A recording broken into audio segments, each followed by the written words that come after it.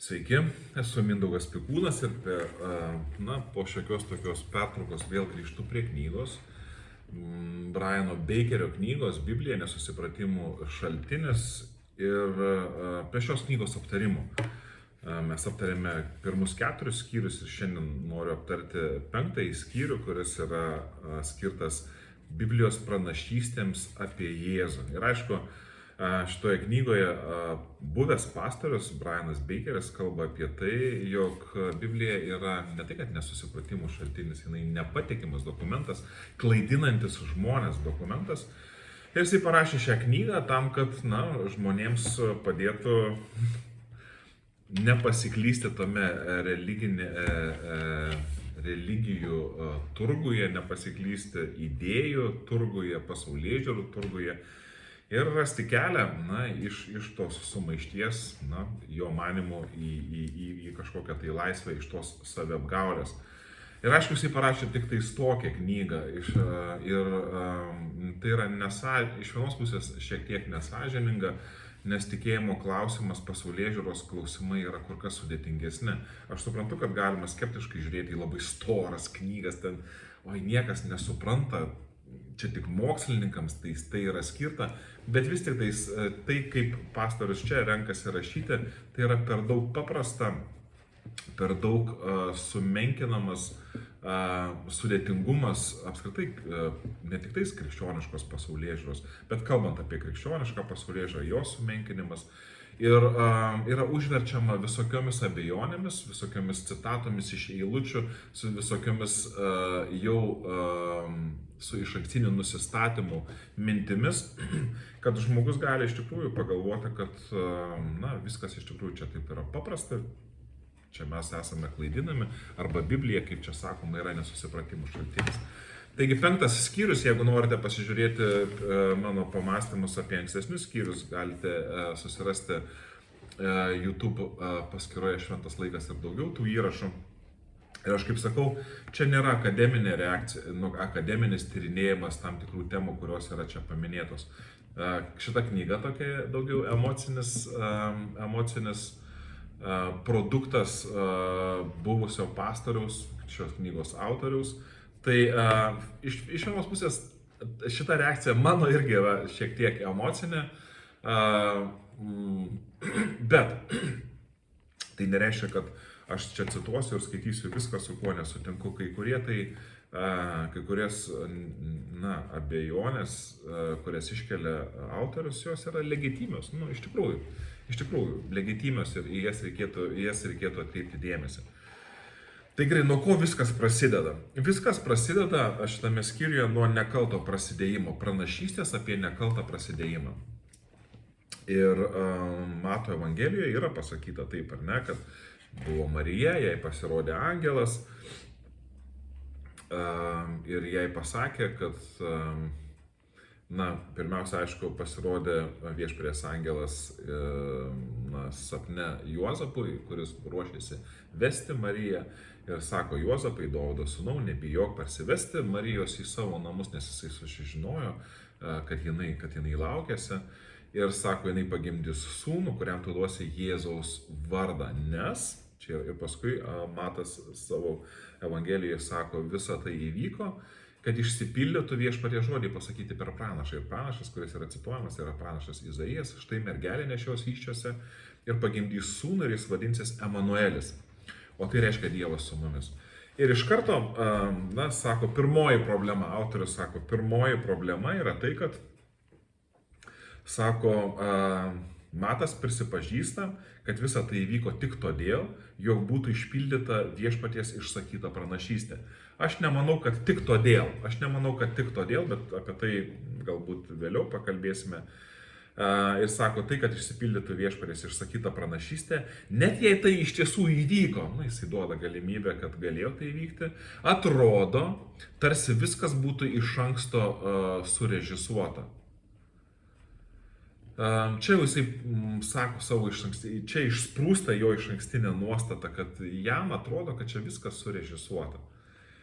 Ir šitas motyvas bus girdimas visame šitame skyriuje, kad surežisuota, čia, žinai, kažkas tai paima Seno testamento, išsirenka Seno testamento pranašystės, kad įkištų į Jėzaus gyvenimą ir sakytų, kad Jėzus nėra šiaip kažkoks apsišaukėlis ar paprastas žmogus, apie jį yra išpranašauta.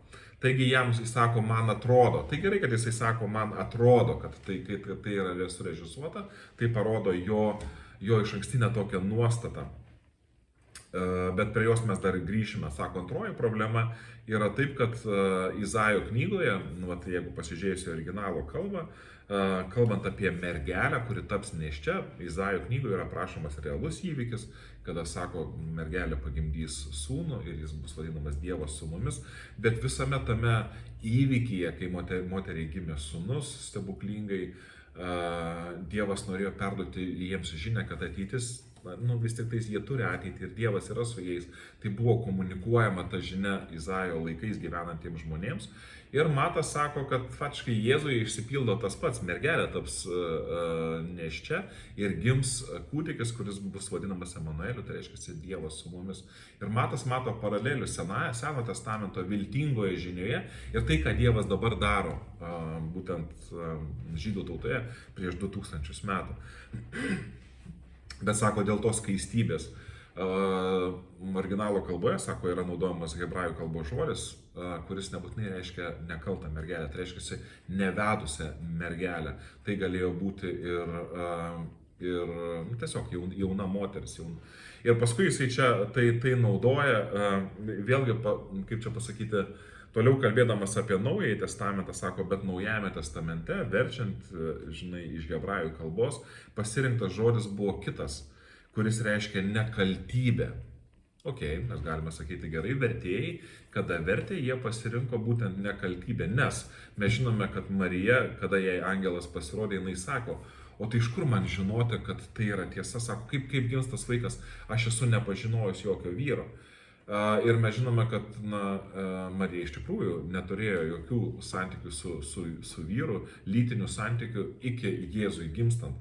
Tai, nėra tokia jau didelė nuodėmė, tarytum, ar ne, išversti tą senovinį hebrajų kalbos žodį, kuris gali reikšti ir mergelę, ir moterį, išversti žodžiu, kuris reikštų nekalta, pabrėžiant moters nekaltybę. Ir toliau jisai sako, visa esmė slypi vertime. Tačiau originalo klastotė taip ir liko. Taip ir išliko iki mūsų dienų bei prisidėjo prie to, kaip katalikai garbina mergelę Mariją. Ir čia jau vėlgi keletas dalykų. Čia jisai sako, kad klastotė jau nebetiki paties Biblijos įkvėpimu ir tada labai sunku kalbėti su žmogumi, kuris sako, žinai, Biblija yra klastotė, nežinia, kas ten parašė. Tada taip aiškinti, kad čia, žinai, tikrai čia viskas labai teisinga ir gerai.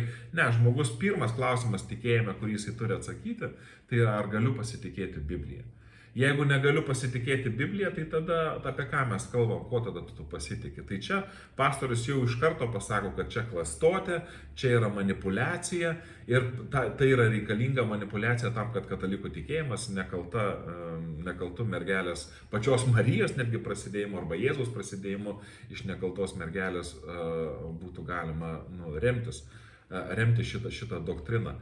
Tai aš manau, kad šitas nekaltas prasidėjimas yra šiek tiek sureikšminamas ir manau, kad katalikų bažnyčioje yra per daug sureikšminamas tas dalykas.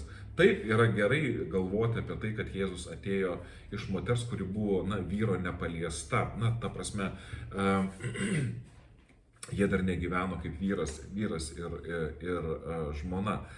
Bet, o ką tai keistų? Jeigu gimtų, pavyzdžiui, Jėzus moteriai, kuri jau turėjo vaikų. Čia įdomus klausimas. Aš suprantu, kad paaiškinimus galbūt ir yra, bet aš, kaip ir sakau, šitos temos nenagrinėjau taip išsamei, kad galėčiau apie ją daugiau pakalbėti.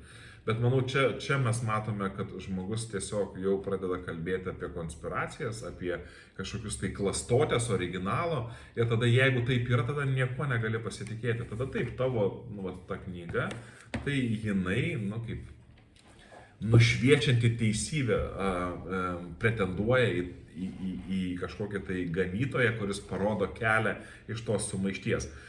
Tai aš manau, kad akcentas Biblijoje nėra dedamas ant tos nekaltybės. Yra pasakoma, ta situacija tokia kebli situacija, kad kaip Marijai gims kūdikis, jeigu jinai dar nevedus.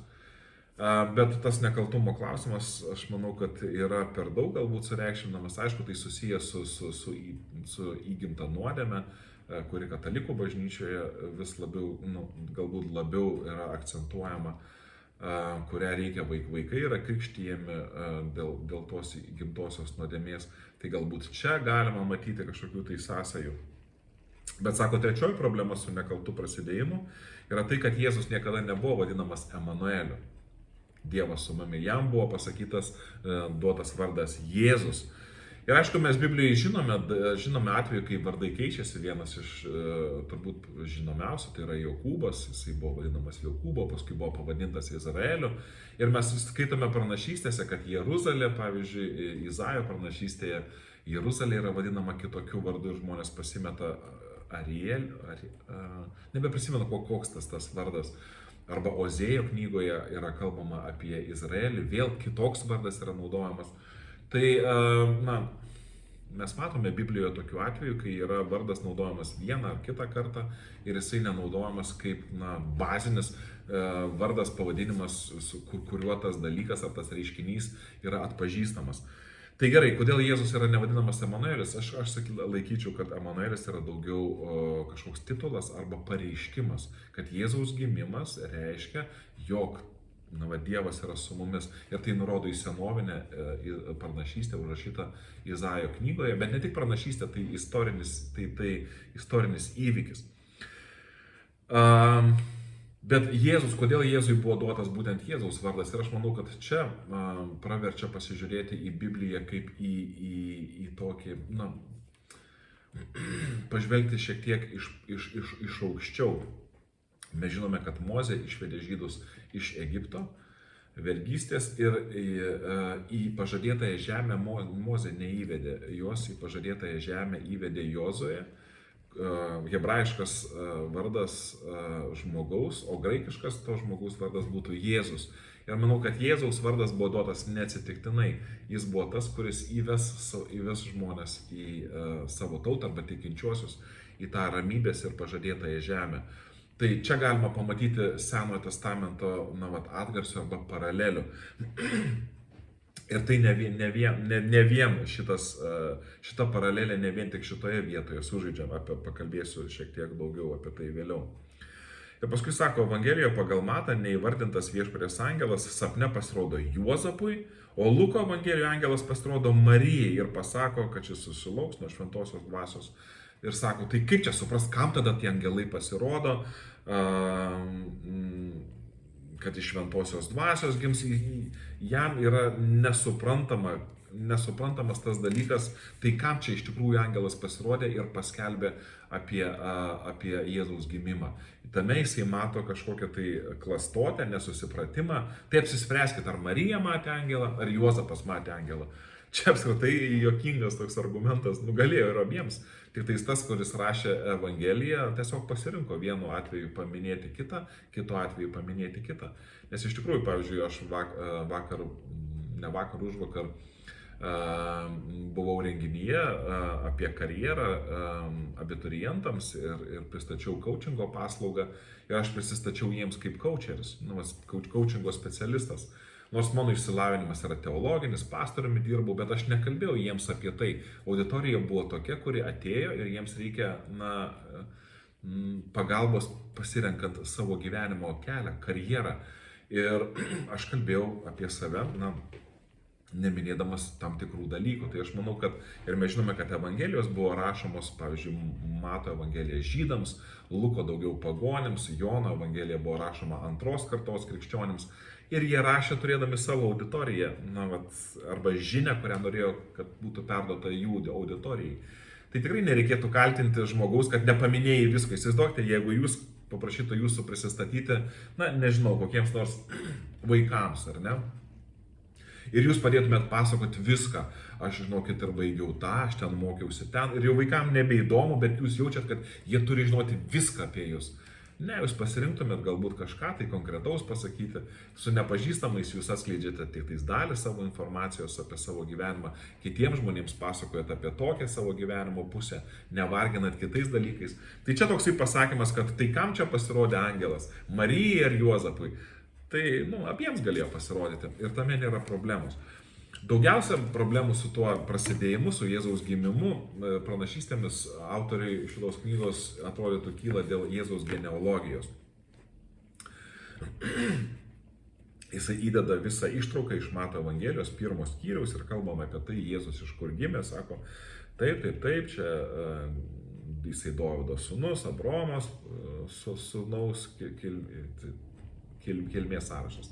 Abraomui gimė Izaokas, Izaokui gimė Jokūbas ir jisai vardina ir sako, tada Jokūbui gimė Juozapas, vyras Marijos, iš kurios gimė Jėzus, vadinamas Kristumi, Mesijumi. Ok, viskas. Žinai, viskas aišku, žinai.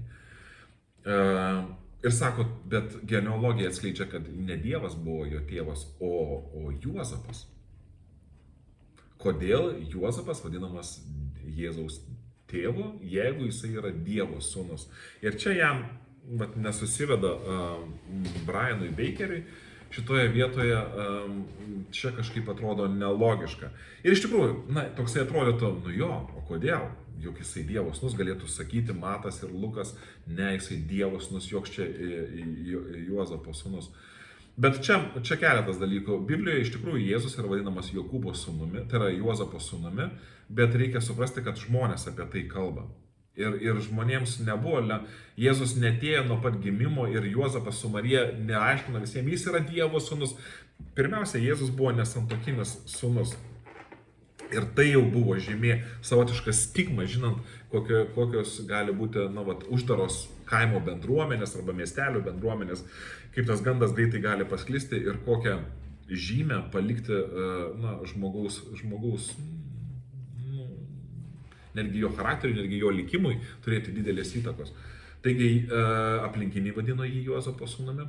Ir pavyzdžiui, Luko Evangelijoje pasakyta, kada Jėzų Marija su Juozapu pametė, eidami iš Jeruzalės, taip sąlyginai pametė, pasiklydo. Arba jie galvojo, kad Jėzus eina su jais, o iš tikrųjų Jėzus liko šventykloje. Ir 3 dienas jie Jėzaus ieškojo ir paskui surado jį šventykloje ir Marija atėjo, sako, tu nesupranti, kaip mes su tavo tėvu pergyvenome dėl tavęs. Ir aišku, tada Jėzus pasakė, kodėl jūs pergyvenote, argi jūs nežinote, kad man reikia rūpintis savo tėvo reikalais. Jis parodo, kas yra iš tikrųjų tas tėvas. Bet Marija ir Juozapas jį laikė savo sūnumi, Juozapas jį laikė savo vaiku. Ir Juozapas ir Marija laikė jį savo sūnaus tėvu. Tai, ką? Manau, kad ir Marijai, ten paskui pasakyta, kada Jėzus sakė, kad man reikia rūpinti savo tėvo reikalais, sako, jie tų žodžių nesuprato, Lukas taip rašo. Tai taip, Marija laikė jį savo sūnumi, nors jisai buvo Dievo sūnus. Jėzus laikė Mariją savo motiną, nors jis realiai buvo Dievo sūnus, ar ne? Ir paskui pasakyta, kai jie grįžo iš tos šventyklos, kad Jėzus augo kaip paklusnus tėvas. Tai yra kaip paklusnus vaikas savo tėvams. Tai ir manau, kad netgi patys Juozapas ir pati Marija iki galo nesuprato, žinai, kas yra Jėzus, bet genealogijoje tiesiog, tai yra parodoma, genealogijos tikslas nėra parodyti, įvardinti grinai tėvystę. Genealogijos tikslas buvo parodyti, kad Jėzus iš tikrųjų ateina iš Dovydo palikuonių. Ir aš dar sugrįšiu prie tų genealogijų. Bet manau, kad čia pasakyti tik tais vien dėl to, kad pasakyta, kad Juozapas, buvo iš Juozapo kilo, nors iš tikrųjų tai buvo šventosios dvasios vaisius, arba Jėzus kilo iš šventosios dvasios. Tai dar nieko nereiškia, kad čia, žinai, Evangelijos yra pasimetę, tai kas čia tas Jėzaus sūnus, galų gale ir pats Jėzus mokinių paklausė, Mato Evangelijos 16 skyriuje, kuo mane žmonės laiko ir pasakoja, sako, tu pranašas, tu toks, tu ten, žinai, dar kažkoksai, tai stebukladarys, gydytojas, bet Jėzus sako, o ko jūs mane laikote? Tai Jėzaus tapatybės klausimas yra vystomas pačioje Evangelijoje ir apaštalas Petras sakė, tu esi gyvojo Dievo sūnus. Ta prasme, supratimas apie tai, kas yra Jėzus, žmonių akyse vis augo, bet buvo labai svarbu, grįžtant prie tų genealogijų, yra labai svarbu suprasti, kam jos buvo parašytos. Toje kultūroje labai svarbu žinoti, iš kur tu ateini, kieno tu palikuonis, kas tavo protėviai. Ir Jėzus Senajame testamente jau buvo duotas pažadas, ar ne, kad iš Dovydo kils atžala, kuris taps valdovu ir valdys. Ir buvo svarbu parodyti tą, kad iš tikrųjų šeimoje, kurioje Jėzus gyveno, jie buvo iš Dovydo. Šeštoji problema, jis sako, Morkus ir Jonas nieko nežino apie nekaltą prasidėjimą ir savo raštuose jo nemini. Paulius tikėjo, kad Jėzus turėjo tikrą tėvą ir neužsimena apie galimybę, kad Marija buvo skaisti. Vėlgi čia tas toksai tikėjimas, kad visi viską turi rašyti. Įsivaizduokite, kaip būtų nuobodu klausyti, jeigu jūs paskaitėte Mato Evangelijoje apie nekaltą prasidėjimą, apie viską, atsiverčiat Morkaus Evangeliją ir Morkus sako, gerai, leiskit man papasakoti viską, kaip buvo, ir kartojasi tą patį. Paskui apaštalas Paulius rašo savo laiškus, bet žiūrėkit, reikia nepamiršti, dar ir tą paminėti. Visi kalba apie tą patį ir tada tu galvoji, reiškia, tai buvo. Ne, tu tiesiog neskaitytum tų knygų, tų literatūrų, nes visi kalba tą patį. Ir tai, kad aš nepasakau, pavyzdžiui, kalbėdamas su žmonėmis, pavyzdžiui, kad aš buvau pastorius, kad, teologiją baigiau, arba kad gyvenau Panevėžyje, tai nereiškia, kad aš negyvenau Panevėžyje. Kažkam sakiau, kažkur tai kažkas tai girdėjo, kažkur tai paminėjau, bet nereikia visą laiką tikėtis kartotis tą patį. Aš turėjau tokį vieną pavyzdį su pastoriu, jisai bažnyčios vadovas ir jisai jautė tokią pareigą, kai jisai pamokslauja, atstovauti bažnyčią ir priminti apie svarbias bažnyčios mokymo detalės ir doktrinas ir visa kita. Ir jisai kaip pastorius ir kaip pamokslininkas iš tikrųjų buvo įdomus, bet tikrai vargindavo ir išjungdavo netgi protą, kai jisai pradėdavo pasakoti vėl. Ir mes tikime šitais dalykais, mes kaip bažnyčia norime šitų dalykų. Aš jau girdėjau 500 kartų, galbūt kažkas, kas negirdėjo, galbūt jiems ir įdomu ir tai yra svarbu. Bet ar galima tiesiog pasakyti nors vieną pamokslą, nepaminint dar ir didelio bagažo visų tų dalykų, kurie yra svarbus, tiesiog. Nekalbėk apie juos, kitoj vietoj pakalbėsi. Bet turbūt jisai jautė, kad jeigu yra tokia galimybė kalbėti, tai reikia dabar pasakyti ir pakartoti šitos dalykus. Tai, kad Biblijoje kai kurie autoriai nekartoja tai, kas pakartota kitų Biblijos autorių, tai nereiškia, kad čia kažkoks pramanas ar neteisingai viskas surašyta. Apie genealogiją. Apie genealogiją norėjau netgi daugiau pasakyti. Iš tikrųjų yra dvi genealogijos Naujajame testamente, Luko Evangelijoje ir Mato Evangelijoje. Ir jos prasideda, jos šiek tiek kitokios. Ir čia daug žmonių, pradeda galvoti, tai kaip suprasti, kodėl jos kitokios. Nes Mato Evangelijoje yra sakoma, kad Juozapas kyla iš Saliamono linijos, Dovydo sūnaus Saliamono, o Lukas sako, kad Juozapas kyla iš kito Dovydo sūnaus Natano. Ir kaip čia galima, kad dvi genealogijos susitinka Jėzuje. Ir čia mokslininkai gilinasi ir aiškinasi, sako, kad galbūt viena genealogija yra susijusi su Marija, bet kadangi kodėl Marija nėra paminėta tada. Ir aišku, mes suprantame, kad Senajame testamente ir toje kultūroje genealogija visą laiką eidavo per vyrų liniją, tai Marija nėra minima, bet sako, galbūt, Juozapas arba kažkuris tai iš Juozapo giminės kažkuriuo metu buvo priimtas, įvaikintas, pavyzdžiui, tarkim, į Marijos šeimą, arba tą genealogiją. Ir įvaikinimas reiškia, kad tu ir priimi, tos metu tampi dalis tos genealogijos. Tiesiog čia įdomi tema panagrinėti. Aš kažkiek tai gilinausi, kažkiek tai skaitinėjau, kažkiek tai domėjausi ir pamačiau, kad iš tikrųjų tos genealogijos yra užrašytos su tam tikru tikslu ir jos nėra tikslas, tų genealogijų tikslas mūsų suklaidinti, bet atrodytų tokiame sausame dalyke mes galime rasti pakankamai daug žemės, kur galėtume sodinti skirtingas sėklas. Bet galbūt į ką aš noriu atkreipti dėmesį, kad pirmiausia, kad Mato Evangelijoje kalbama apie Jėzų kaip legitimų paveldėtojas sosto. Jis ateina iš Saliamono. Jis yra teisinis sosto paveldėtojas. Luko Evangelijoje yra kalbama apie tai, kad Jėzus yra per kraujo liniją, ne pagal titulą, ne pagal pirmagimystę, net žinai, kad tu paveldėjai sostą, nes tu pirmagimis. Yra kalbama apie tai, kad jisai kaip žmogus, tiesiog pagal kraują, pagal giminystės ryšį, jisai yra tas Dovydo palikuonis. Ir čia labai svarbus dalykai, kad Dovydo sūnus, mato Evangelijoje dažniausiai jisai kalbama apie Jėzų kaip apie Dovydo sūnų, jis yra Mesijas kilęs iš Dovydo, o pavyzdžiui Luko Evangelijoje apie Jėzų dažnai kalbama kaip apie žmogaus sūnų. Jisai ateina ir ten toje genealogijoje einama iki pat Adomo, kad jis yra tas antrasis Adomas, jis yra tas tikrasis pažadas, kuris buvo duotas Adomui, kai atėjo nuodėmė, kur Dievas sako 3 skyriuje pradžios knygos, kad iš tavęs Ieva kils palikuonis, kuris sutraiškis galvą žalčiui. Ir mes galime matyti, kaip ta genealogija pasitarnauja tam tikrai teologiniai žiniai. Bet čia gal aš tiesiog ir sustosiu, jeigu norite pasigilinkite, bet aš manau, kad pasakymas vien dėl to, kad genealogijoje čia kažkokie nesusipratimai ir vadinasi Biblija yra neteisinga, tai parodo tiesiog paviršutinišką požiūrį. Gerai, toliau, ką šitoje knygoje autorius kalba toliau? Kalba apie tai, kad apie Jėzaus gimimą, kurioje vietoje jisai gimė, aš čia nesigilinsiu, bet sako, kad jisai gimė Betlėjuje.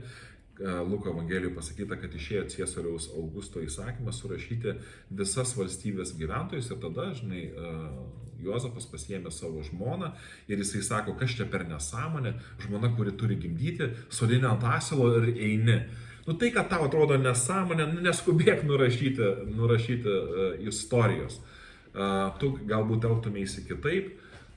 Bet buvo taip, kaip buvo. Aš prisimenu, kai aš studijuodavau, mes su Kristina vis pasikalbam, gimė mūsų dukra ir aš išvažiavau mokytis ir jai man besimokant, gimė man dukra. Ir jinai, dar ir turėjo tokį, žinai, kartėlį ant manęs, kaip aš galėjau išvažiuoti, nes vaikas jau tuo turi gimti. Ir aš galėjau nevažiuoti. Bet man tuo metu susišvietė, kad viskas gerai, aš pasitikiu, jau jinai pagimdė 2 vaikus, atsiras, kas jai padės ir tikrai padėjo ir gimė ir viskas labai gerai. Ir paskui aš atsiprašinėjau jos. Atsiprašinėjau, tikrai, durnai pasielgiau. Bet man buvo ir svarbu mokslai, aš nežinau, kaip čia spręsti, žodžiu, bet aš taip pasielgiau, taip buvo. Ir tu gali dabar ten kritikuoti, aiškinti, kaip iš čia gali, kodėl čia tai buvo. Bet tai buvo, istorija tokia. Ir aišku, jisai dar kelia tą abejonę dėl to surašymo.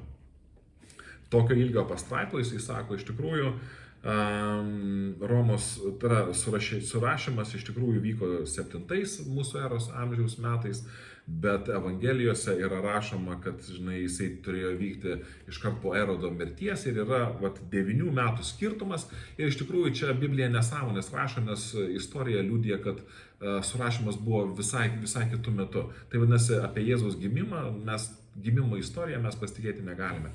Ir įsivaizduokite, tokioj pastraipoj tiesiog numeta tokią, tai yra nesąžiningas skaitytojų, aš manau, numetama tokia frazė, aišku, galbūt jisai tikisi, kad žmonės patys pasigilins ir pasižiūrės, ar tai yra taip, kaip jisai sako, ar galima tuo pasitikėti, bet tiesiog numesti tokį dalyką žmogui, kuris yra, pavyzdžiui, man, kuris yra nesusipažinęs nei su tais istoriniais dokumentais, nei kada ten buvo tie iš tikrųjų tie surašymai, nei už ir prieš visais, už tą datavimą būtent tuo metu arba kitu metu, už tas tradiciją, kodėl reikėjo eiti Juozapui iš savo gimtojo miesto į Betliejų, kaip čia viskas yra. Tiesiog numetamas toks dalykas ir aš matau, kad jisai numetamas tiems, kurie nesigilins ir jiems užteks šito dalyko. Tai čia patys pasigilinkite, pasižiūrėkite, ar iš tikrųjų taip yra. Aš čia nematau, aš kažkada tai domėjausi, kad aš kažkada tai skaičiau, bet tai buvo pakankamai senai. Bet man atrodo, kad šita knyga, iš jos daugiau ir tikėtis galbūt ir nereikėtų. Jinai taip tiesiog, jos tikslas yra pamėtyti idėjomis kažkokiamis ir parodyti, kad, žinai, Biblija nepatikima, bet jau nuostata autoriaus yra aiškiai. Jis jau netiki ir jis nelabai ir galbūt tikėjo, arba tas pagrindas buvo nepakankamai tvirtas. Tai būtų, jeigu aš jums kažką tai sakyčiau apie jūsų draugą, jūs pasakytumėt, bet va, žiūrėk įrodymų, kad jisai geras draugas. Bet aš tada, o jisai va tada tą pasakė, o jisai va taip pažiūrėjo, jisai taip padarė. Yra mėtoma iš konteksto dalykai ir tikimasi, kad jų gausa sugriaus tavo pasitikėjimą tavo draugu. Ir aš manau, kad čia galbūt susidaro įspūdis panašus, yra mėtomi dalykai, o žiūrėk, čia nesusipratimas. O kodėl čia pasakyta, bet čia nesąmonė. Ir būkime atidus ir būkime kruopštus, pasižiūrėkime, pasigilinkime patys. Tai manau, kad čia tiesiog pasakyti, kad problema yra tai, kad surašymas vyko kažkada, o iš tikrųjų Biblijoje pasakyta taip, vadinasi netitikimas kažkoksai tai. Ir jisai taip ir rašo, kaip po kiekvieno to tokio savo argumentų jisai sako, pranašystė, klaustukas, nesąmonė. Ta prasme, labai teisuoliškai taip, žinai, nuskamba ir nežinau, man nepatinka šitas dalykas.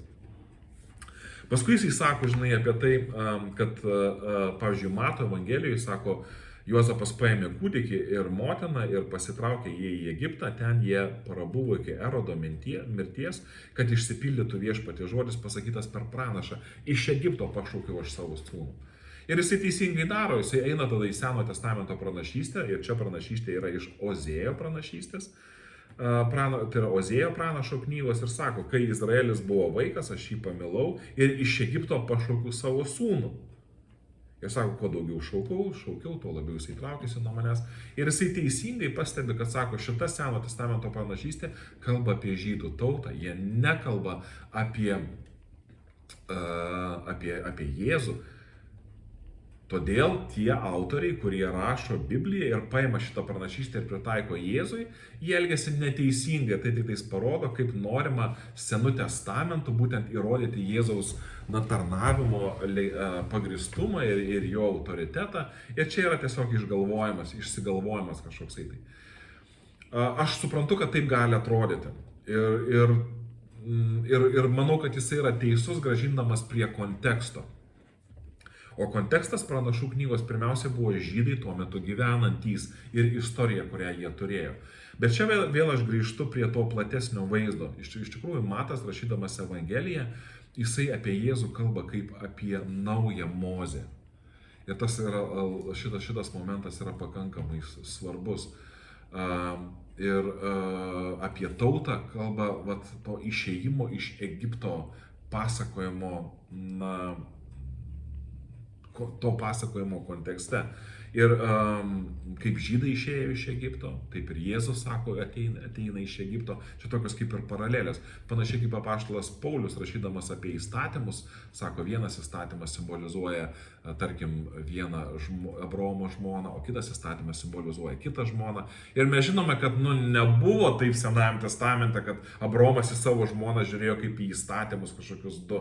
Ne, bet apaštalas Paulius sako, čia labai gera paralelė, aš ją pasinaudosiu. Tai čia lygiai taip pat mes galime pasakyti, kad ir apaštalas Matas jo rašydamas savo Evangeliją sako, iš tikrųjų, žiūrėk, Jėzus buvo Egipte, bet panašiai kaip žydai jis buvo paimtas iš Egipto. Ir mes toliau skaitome, kas įvyko. Jėzus pasikrikštyje, kaip žydai perėjo per vandenį, tada jie tiesiai į dykumą ir Jėzus vos tik pasikrikštijęs tiesiai atėjo į dykumą, buvo velnio gundomas kaip Izraelio tauta 40 dienų, 40 metų, tik tais Jėzus 40 dienų dykumoje buvo gundomas, taip ir Izraelio tauta 40 metų buvo tikrinamas jų pasiryžimas ir jie buvo mokomi nuolankumo, paskui jie įėjo. Jiems paskui buvo duotas įstatymas nuo kalno ir Matas sako, Jėzus ant kalno 5 skyriuje atsisėda ir sako savo, galima sakyti, įstatymą, skelbia savo įstatymą. Ir sako, jūs girdėjote, Mozė kalbėjo taip, bet aš jums sakau taip. Ir matome, kad Jėzuje išsipildo tai, koks buvo Dievo planas pačioje pradžioje žmonėms, bet žmonės nusigrėžė nuo Dievo ir dabar Jėzuje tai yra išpildoma. Ir manau, kad čia tiesiog pastorius, jeigu taip galima sakyti, buvęs pastorius, parodo šiek tiek savo neišmanimą Biblijos ir paviršutinišką požiūrį į Bibliją kaip į literatūrą. Toliau sako pranašystės apie nekaltų žudymą. Mes žinome, kad Jėzus Erodas bandė nužudyti vaikus Betliejaus mieste ir aišku, jis vėl sako, Tai kai išminčiai pasitraukė, Erodas supyko, aš čia nesigilinu į tą kontekstą, kas žinote tą istoriją, galite patys pasiskaityti, Mato Evangelijoje 2 skyriuje. Ir sako, jisai pasiuntė savo smogikus, karalius Erodas buvo vaikai išžudyti ir sako, pasigirdo šauksmas Ramoje. Tuomet išsipildė pranašo Jeremijo žodžiai, pasigirdo šauksmas Ramoje, garsios dėjonės ir aimanos. Tai Rachelė rauda savo vaikų ir niekas jos nepaguos, nes jų nebėra. Ir vėl sako, čia cituojama Jeremijo knyga, bet Jeremijo knygoje jisai kalba visai apie kitą situaciją. Sako, negalima tiesiog paimti ir įdėti į naują situaciją, sakyti, kad pažiūrėk, išsipildė tai, kas buvo pasakyta Senajame testamente, išsipildė dabar. Ir čia jisai teisus. Seno testamento pranašystės pirmiausia buvo duotos tada, tam tikram kontekste. Ir yra pranašysčių, kurios žiūri į ateitį. Ypatingai, pavyzdžiui, Izaijo knygos 53 skyrius, kur kalba apie Jėzaus mirtį, apie tai, koks tas bus viešpaties tarnas. Bet yra kai kurios evangelijose, kai kurios vietos iš Seno testamento yra paimamos ir pritaikomos Jėzui, kurios jau išsipildė ir Senajame testamente. Ir jis sako, čia yra absurdas teigti, kad tas Erodo kūdikių nužudymas buvo jau išpranašautas pranašo Jeremijo.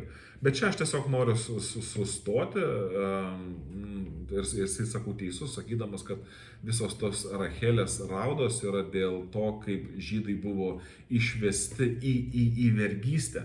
Pirmiausia, į Asiriją buvo išvesta daug žmonių, paskui Babilono tremtis ir sako, žinai, Rachelė savotiškai perkeltinė prasme rauda. Tai Matas paima šitą motyvą ir pritaiko Jėzui. Ir aš manau, kad aš dar kalbėsiu apie tai, kad Jėzuje išsipildo daug dalykų, kas Senajame testamente arba kas mūsų gyvenime vyko. Pavyzdžiui, jūs galite būti išduotas draugo, bet Jėzus buvo išduotas draugo. Jūs galite ten, žinai, patirti kažkokį tai nusivylimą arba tragediją. Jėzus irgi ėjo per šitas tragedijas, per tą nusivylimą, jeigu tai galim pasakyti. Tai galima būtų pasakyti, kad Jėzuje išsipildė tai, per ką tu eini, Jėzaus gyvenime irgi išsipildė. Tai aš čia nemanyčiau, kad yra per daug, reikėtų tarkuoti, jeigu taip galima pasakyti, evangelijų autorius, jeigu jie, matydami Sename testamente tam tikrus dalykus ir atgarsį Jėzaus gyvenime, nereikėtų sakyti, kad jie iš karto neteisūs arba nesąmonės, arba pritempinėja Seną testamentą. Bet iš kitos pusės ir žmonės anksčiau, tą Biblijos, kaip čia pasakyti, pranašystės savotiškai kartais interpretuodavo. Aš apie tai nekalbėsiu, jeigu norite pasigilinti. Iš tikrųjų, tai yra dar viena tema, labai įdomi tema, kaip apaštalai naudojo Senąjį testamentą, pagrįsdami Jėzaus legitimumą. Bet aš gal tiesiog noriu pasakyti, kai Luko Evangelijoje 24 skyriuje yra pasakojama, kai Jėzus pasirodė dviems mokiniams, kurie iš Jeruzalės į Emauso kaimelį, jis pasirodė jiems ir Biblijoje pasakyta, kad jisai pradėjo jiems pasakoti nuo Mozės ir pranašų, kas apie jį parašyta. Tai aš galvoju, kad mes galvojame, kad turi būti apie Jėzų parašyta. Jėzus gimė tada, mirė tada ir visiems, tai viskas išsipildė, viskas labai konkretu. Turbūt Jėzus parodė jiems, kiek yra daug sąsajų Senajame testamente su tuo, ką Jėzus patyrė gyvendamas ir kalbant apie prisikėlimą. Ir paskui tie žmonės prisipažins, sako, argi kai Jėzus mums kalbėjo apie tai, nedegė mūsų širdis ir neužsidegė mūsų širdis tikėjimu Dievu. Ir ką darys apaštalai vėliau, ne kartą apaštalų darbų knygoje bus rašoma apie tai, kad jie senovės pranašystės skaitydami rodė, kaip tai jos liudija apie Jėzų. Ir iš tikrųjų, vien dėl to, kad Jėzaus vardas nepaminėtas, vien dėl to, kad tiksliai kažkas neįvardinta, tai nereiškia, kad Senajame testamente žinia apie ateinantį Mesiją nėra įpinta į visą patirtį pačios Izraelio tautos. Aišku, jisai sako, nei vienas iš Romos ir žydų istorikų nemini panašaus įvykio kaip kūdikių žudymas. Nei Juozapas Flavijus, nei kiti, žinai, tai reiškia, to ir nebuvo. Čia vėlgi reikia atsargiai vertinti, Betliejus nebuvo didmiestis, tų kūdikių arba mažų vaikų tikrai nebuvo šimtai arba tūkstančiai. kad būtų verta tuos dalykus paminėti. Jo labiau žinome, kad Erodas žudė visus į kairę ir į dešinę, jisai turėjo didesnių problemų. Ir tai, kad Juozapas Flavijus nepaminė, žydų istorikas nepaminė šito dalyko, tai nereiškia, kad jo nebuvo. Daug dalykų yra nepaminėta kažkur tai. Ar tai reiškia, kad to dalyko nebuvo? Mes žinome, Rusijoje ar ne, Černobylio katastrofa buvo slepiama, kad tik niekas apie ją nežinotų, bet ar jos nebuvo? Jinai buvo. Tai vien dėl to, kad vienas autorius ar kitas nepaminė, nereiškia, kad tokių dalykų nebuvo. Ir kaip sakau, Betlėjas buvo nedidelis miestelis, ten galbūt buvo nužudyta 10, 20, gerai 40 vaikų. Nesakau, kad tai nėra tragedija. Kiekvieno vaiko žūtis yra skausmas šeimai. Bet supraskime, jeigu, pavyzdžiui, Stalino valdymo laikais jisai ten milijonais tremdavo žmonės, arba Antro pasaulinio karo metais, žinai, milijonai buvo siunčiami į žūtį arba badu marinami ir staiga ten kažkokiam kaimelyje ten kažkas įvyko, taip gali būti ir nepaminėta didelių istorikų. Bet supraskime, čia Evangelijos nėra tikslas parašyti kažkokio tai visos pilnos istorijos, o galų gale tų žmonių, pasaulietinių istorikų, tikslas nebuvo, tiek kiek tų raštų išliko, tiek kiek jie duomenų turėjo, tiesiog tikslu ir galbūt nebuvo viską surašyti, o galbūt kai kurie dalykai ir liko taip nepastebėti, tik tais Matas apie tai rašo. Ok, ką dar galima būtų pasakyti? Čia jisai kalba apie Joną Krikštytoją, kuris ima Seno testamento pranašystės ir pritaiko savo. Atsiverskite, prisiartino dangaus karalystę, aš esu siųstas paruošti viešpačiui kelią. Bet čia kartojasi tie patys atgarsiai. Taip, Senajame testamente yra kalbama tam tikram kontekste, bet negalime nuneigti, kad Senajame testamente Jono tarnavimas nebuvo išpranašautas. Ir žinai, kad Jonas, paimdamas Seno testamento žinią, užrašytą pritaiko savo, nes greičiausiai apie jį ir kalbėjo. Tai aš manau, kad tai, kad žmonės sako, jog Seno testamento pranašystės išsipildė, tarkim, Jono Krikštytojo tarnavime arba Jėzaus gyvenime, nebūtinai reiškia pritempinėjimą. Ir čia jisai netgi kalbės apie Jėzų, kaip čia pasakyti, kai Jėzų išdavė Judas pabučiavimu. Ir kad Jėzus buvo parduotas už 30 sidabrinių, čia vėl jisai grįžta į Seno testamento pranašystės ir sako, niekas čia apie tai nekalbėjo, apie Jėzų, visi kalbėjo apie tuometinę situaciją. Bet aš čia galbūt pasakyčiau, kad Jėzus ne veltui yra vadinamas pirmagimiu iš numirusiųjų, prisikėlusiųjų, pirmagimių kūrinijos visos pirmagimių. Ir mus kartais suklaidina šitas terminas, mes galvojame, kad reiškia Jėzus pirmas gimė arba pirmas prisikėlė. Ne, tai nereiškia, kad pirmas prisikėlė. Tai reiškia, kad Jėzus ypatingas, jame išsipildo visa tai, kas buvo istorijoje arba perduodama kaip viltis, arba buvo išgyvenama kaip realybė, jame viskas išsipildo. Ir čia jisai sako, kad netgi ir Egipto ten dievai gimė iš nekaltų mergelių, tai žinai, Jėzus irgi čia įprastas mitas, bet tai, kad kažkas kalbėjo apie tokius dalykus, arba tokie dalykai galimai buvo žinomi ir pasklido netgi, kaip pavyzdžiui, Tvano istorija, mes žinome, kad ir skirtingose kultūrose apie tai kalbame, tai nereiškia, kad Tvano nebuvo, bet skirtingos kultūros tą Tvaną interpretuoja skirtingai. Tai buvo pasaulinis įvykis, kuris palėtė visus žmonės, bet žmonės atitolę nuo Dievo savaip įdėliojo Tvano istoriją į savo pasaulėžiūrą. Tai čia lygiai taip pat, galbūt apie nekaltą prasidėjimą, mintis buvo perduodama iš kartų į kartas ir buvo įkvėpta paties Dievo, bet žmonės atitolę nuo Dievo į savo pasaulėžiūrą į šitą dalyką įdėjo ir sakyti vien dėl to, kad ten yra taip, vadinasi, tai nėra tiesa, nereikėtų. Jėzus išpildo visus tuos dalykus, kurie buvo pranašaujami ir kurie yra išbarstyti visame pasaulyje, arba skirtingose religijose, skirtingose pasaulėžiūrose. Jėzus yra tai, kas visus tos šiukšlynuose išbarstytos perlus suvienyje, išgrynina ir jame viskas išsipildo. Dar čia kažkokį, palaukit, norėjau paminėti, kad Jėzus, sako, kentėjo tyloje, nes pranašystėse yra pasakyta, kad, žinai, jisai bus kaip vedamas avinėlis, Izaijo knygui sako, kaip ėriukas vedamas pjauti, jis neištars nei vieno žodžio. Ir jisai prieina prie tokios išvados, kad ir Jėzus, kai jo paklausė pilotas, ar tu neturi ką atsakyti, jisai sako, Jėzus neatsakė į nei vieną kaltinimą ir to visus labai nustebino. Sako, įsivaizduokite, esate guru, paskaitysiu vieną ištrauką iš autoriaus minčių, sako, įsivaizduokite, jūs esate guru pranašas ar šventas žmogus ir norite įtikinti visus, kad jūs tikrai ypatingas, tarkim, Dievo sūnus. Daugelį metų jūs studijavote raštus ir išmokite keletą eilučių, kurias galėtumėte panaudoti, belieka tik suvaidinti ir tvirtinti, kad tai šventose knygose užfiksuotų pranašysčių išsipildymas. Tai vėl išlenda tas dalykas, kad sako, čia viskas surežisuota, jūs išmokote tuos dalykus ir dabar sėkmingai jais pasinaudojate, kad žmonės galvotų, jis iš tikrųjų Dievo sūnus. Bet aš čia netgi pasirašiau šitoj knygui, o kam, dėl ko, kokia nauda iš to?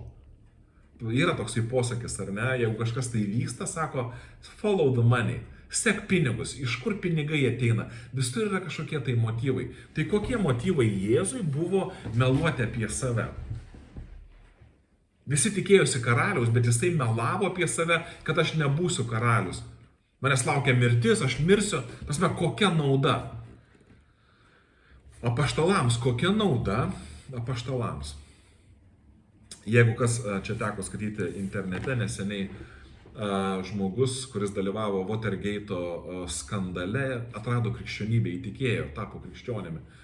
Ir jisai rašo, kas žinote, aš jeigu teisingai prisimenu, čia galbūt Amerikos prezidento Nixono administracijos laikais, kada buvo daromi tarp prezidentas, susitiko kažkokiems slaptiems susitikimams viename iš viešbučio ir po 3 dienų viskas buvo išviešinta ir prezidentas turėjo atsistatydinti, jeigu aš teisingai prisimenu, tai vadinamas Watergate'o skandalas. Ir jisai rašo, sako, mes turėdami daugybę resursų, ir žinojo tikrai nedaug žmonių, nesugebėjome šitos paslapties išsaugoti net kelias dienas, 3 ar keletą dienų. Ir sako, tikėti, kad Jėzus buvo apgavikas ir net neprisikėlė, arba ten, žinai, jisai melavo, ir tikėti, kad niekas šitos žinios neišviešino, tol kol apaštalai buvo gyvi 40, 50, 60 metų, taip tobulai palaikyti šitą paslaptį, sako, neįmanoma. Ir tas žmogus tapo, nors dalyvavo tame skandale, betarpiškai jisai tapo tikinčiuoju, kad sako, krikščionybė man yra įrodymas, kad yra tiesa. Tai čia vat klausimas, tai kodėl Jėzui reikėjo meluoti, kad jisai mesijas ir nieko nesakyti, žinant, kad eina į mirtį. Daugelis žmonių apsimeluotų iki galvos, iki viršugalvio, kad tik išsaugotų savo gyvybę. Tai reiškia, Jėzus čia teisingai ir pasako, jisai sako, esama pakankamai informacijos, kad ir net šiuolaikiniai religiniai fanatikai pagrįstų savo įsitikinimus cituodami šventraščius. Jisai lygina Jėzų kaip fanatiką. Ir iš tikrųjų yra 3 galimybės. Jėzus buvo suklaidintas nuoširdžiai. Jėzus buvo iš tikrųjų mesijas arba jisai buvo išprotėjęs. Ir jisai sako čia, kad jisai buvo išprotėjęs, fanatikas. Jeigu Jėzus buvo suklaidintas, tai tada jis buvo ne Dievas, jisai vargšelis žmogus, jam reikia prieglaudos, jam reikia pagalbos. Jeigu jisai buvo fanatikas ir melagis, tai iš tikrųjų, ta prasme, jo tos nesąmonės turėjo pasimatyti, turėjo išlysti ir tokie paviršutiniški komentarai, jie tikrai Jėzaus neišviešina, nedemaskuoja. Ir aš renkuosi tą 3 galimybę, kad jisai buvo Dievo sūnus. Jisai neturėjo jokio motyvo. Vienintelis motyvas eiti į auką ir tame matyti išsipildymą Seno testamento pranašysčių, tai buvo motyvas išgelbėti žmogų, padėti žmogui sugrįžti pas Dievą. Tai va, ir paskutinė mintis, su kuria jau reikėtų galbūt ir baigti. Aišku, daugiau čia jisai rašo, bet ne viską norisi paminėti, nes tada labai ilgai užtruks. Sako apie tą tylėjimą, tada vyriausiasis kunigas atsistojo viduryje, paklausė Jėzų, kodėl tu nieko neatsakai. Čia Morkaus Evangelija užrašyta 14 skyriuje. Tačiau Jėzus tylėjo ir nieko neatsakė. Tuomet vyriausiasis kunigas vėl jį klausė, ar tu esi Mesijas, šlovingojo sūnus? Jėzus jam atsakė, taip, aš esu. Ir jūs dabar pamatysite žmogaus sūnų sėdinti visagalio dešinėje ir ateinantį dangaus debesyse. Tada vyriausiasis kunigas persiplėšė drabužius, šaudamas, kam mums dar reikalingi liudytojai. Viskas aišku, Jėzus pats savo paskelbė nuosprendį. Ir tada šitos knygos autorius sako, atsakydamas vyriausiajam kunigui, Jėzus tvirtino, kad tai jis, Jėzus, sėdės Dievo dešinėje ir nužengs iš dangaus. Atrodo taip, ar ne, iš pirmo žvilgsnio, sako, ateinantį dangaus debesyse pamatysite. Ir mes turime tą tokį įvaizdį iš Biblijos ateinantį, kad kai Jėzus sugrįš antrą kartą, jis ateis debesyse ir visi jį matys. Bet čia iš tikrųjų knygos autorius rodo savo neišprusimą, nes Jėzus sako, jūs pamatysite žmogaus sūnų ateinantį, sėdinti visagalio dešinėje ir ateinantį dangaus debesyse. Čia yra tiesioginė citata iš Danieliaus knygos 7 skyrius 13 eilutės. Jeigu prisimenu teisingai, 13 eilutės, kur yra kalbama apie teismo sceną ir sako prie amžinojo, prie Dievo, tai yra atėjo žmogaus sūnus debesyse. Ir Jėzus ką realiai sako, kad aš esu, jo buvo paklausta, tai ar tu esi Mesijas? Ir Jėzus cituoja Senąjį testamentą, sako, aš esu, taip kaip ten parašyta. Dėl to vyriausiajam kunigui tai buvo didžiausias papiktinimas, jis persiplėšė drabužius, nes Jėzus pavadino save Dievu arba Mesiju. Tai čia tiesiog parodo savo neišprusimą šitoje vietoje knygos autorius, nes jisai rašo, to niekada nebuvo, Jėzus neatėjo debesyse. Bet Jėzus ne tą norėjo pasakyti, jisai cituoja Seną testamentą, kad parodyti, jog apie jį buvo išpranašauta ir jis yra tas Mesijas, kuris sprendžia tas problemas, susikaupusias nuodėmingas problemas. Ir šitos knygos skyrius apie Biblijos pranašystes baigėsi autoriaus verdiktu. Tai dar vienas Biblijos nesusipratimas. Tai aš manau pakankamai paviršutiniškas skyrius, tie, kas nesidomi ir nenori domėtis, jiems šitas skyrius bus įtaigus, jie tikrai nusigręš nuo krikščionybės, nes, skaitė šitą knygą, ten parodyta visi demaskuoti visi tie dalykai. Bet jeigu mes tai skaitome paviršutiniškai, aišku, aš turiu irgi išankstinę nuostatą. Aš esu tikintis ir tikiu Dievu ir mano tikslas yra, apginti savo tikėjimą, ar ne, įrodyti, kad mano tikėjimas yra legitimus.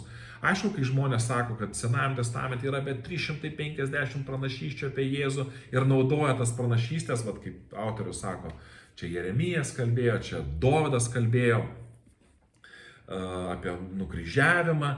Bet iš tikrųjų jisai teisus, jie kalbėjo apie save, todėl tiesiogiai negalima sakyti, kad autoriai, kurie Senajame testamente rašė apie tuos dalykus, jie iš karto matė, kaip viskas bus su Jėzumi. Greičiausiai patys pranašai nesuprato, kaip ta užrašyta žinia bus išpildyta Jėzaus gyvenime. Ir aš su tuo sutinku, kad kartais reikia taip atsargiai Seną testamentą naudoti ir neaiškinti, kad čia viskas apie Jėzų. Ir psalmėse ypatingai, kada Dovydas rašo apie savo, pavyzdžiui, aš minėjau, kad tas, kuris dažo su manimi duoną, jisai mane ketina išduoti. Dovydas nerašė šitų eilučių galvodamas jo apie Jėzų. Jėzų išduos visą kitą, kaip jam bus sunku. Jisai rašė apie savo patirtį. Bet aš kaip ir sakau, visos tos patirtis, kurios yra užrašytos Senajame testamente, jos išsipildė ir Jėzuje. Tai per ką ėjo Dovydas, per tas išdavystės, per tos baisius ir skausmingus dalykus, per tai ėjo ir Mesijas. Ir Dovydas buvo, kaip jeigu taip galima pasakyti, to Mesijo mažas prosenelis, nežinau, teisingai taip galima pasakyti. Jo mažame gyvenime atsispindėjo tas didis Mesijo gyvenimas ir jo tose asmeninėse tragedijose, tik tais dar didesniu masteliu, jo asmeninės tragedijos rado atgarsį ir Jėzaus gyvenime. Ir matome, kai vieni dalykai išsipildė tiesiogiai, kiti dalykai buvo paimti kaip simbolis. Taigi, ar Biblijos pranašystės nieko nesako apie Jėzų? Manau, kad jos tikrai patvirtina, kad Jėzus iš tikrųjų buvo tas Mesijas, kai kurie dalykai yra tokie daugiau simboliniai, kai kurie daugiau praktiniai, o kai kurie dalykai, kurie buvo tiesiogiai išpranašauti, kalbant apie tai, koks bus tas gelbėtojas ir koks bus tas Mesijas.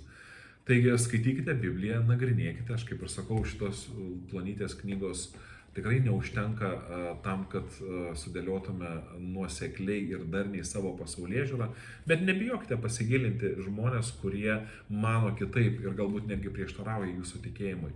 Jeigu tai, kuo jūs tikite, yra tiesa, tai tiesa nieko nenukentės nuo atidesnio pasigilinimo į ją. O jeigu tai buvo melas, tai kam jo laikytis? Tai tokie mano pamastymai. Kitą savaitę tikiuosi įrašyti kitą tinklalaidę, kur mes kalbėsime jau apie pasaulio sukūrimą. Ir čia dar viena didelė tema. Aš suprantu, kad jas reikia pasigilinti ir daugiau, ir detaliau. Bet tai bus mano emocinė reakcija į tai, ką autorius emociškai reaguos į temą, į jo pasirinktą temą. Tai smagu, kad žiūrėjote, jeigu galite, palaikinkite, pamėkite šitą kanalą, jeigu norite daugiau pasižiūrėti, jūs galite rasti daugiau tinklalaidžių, video įrašų YouTube kanale, jeigu norite daugiau informacijos, galite rasti Contribui platformoje, suvedę Šventas laikas, ten yra daugiau audio įrašų. Jeigu iš tikrųjų tai, ką darome, ką darau, jums aktualu ir atliepia, tai ir pasidalinkite ir su kitais, galbūt ir kitiems bus naudinga.